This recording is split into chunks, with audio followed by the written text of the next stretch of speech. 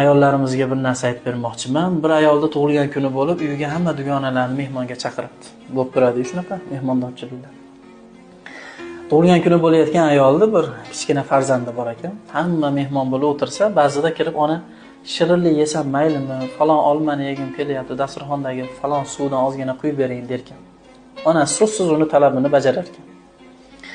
Biz qolib bolasiga e'tibor qilyapti deb ayrim ayollar malomat ham qilishibdi. Shu orada yana u farzandi kirib dasturxondagi olmani olayotib, idishni sindirib yuboribdi. O'tirgan ayollardan biri namuncha farzanding beodob bo'lsa, uni tarbiyalamaganmisan? Mehmonlar o'tirgan uyga hadeb kirib kelaveradimi?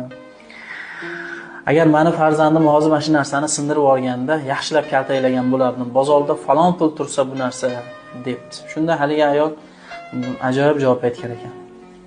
Dugonalar, sizlar meni uyimga bir yilda bir marta yoki oyda bir marta kelib ketadigan odamsizlar. Ammo bu farzandim bilan men umrim oxirigacha birga yashayman.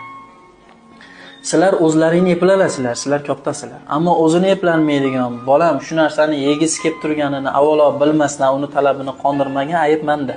Sizlar bilan ovora bo'lib bolamga e'tibor berolmayapman. Va bola buni olib narsani olayotganda tushib ketsa sinib ketishini hali yaxshi bilmaydi. U 5 ga 6 ga kirayotgan bola va bu qimmat baholigini ham tushunmaydi. Va bolam katta bo'lgandan keyin bu sindirib yuborgan narsani menga 100 lab olib berishi mumkin, 100 talab. Bu narsalar faqat sizlar kelganda ishlaydi. Bu narsa sinib ketib, yo'q bo'lib ketsa ham, busiz ham kunimiz o'tib oladi. Ammo shu arzimagan narsa uchun bolani jazolashligim menga nisbatan nafratni uyg'otadi. Alamzada bo'lib tarbiyalanadi va katta bo'lgandan keyin xuddi shu alamzadaligini o'zimga qaytarish mumkin. Bu idish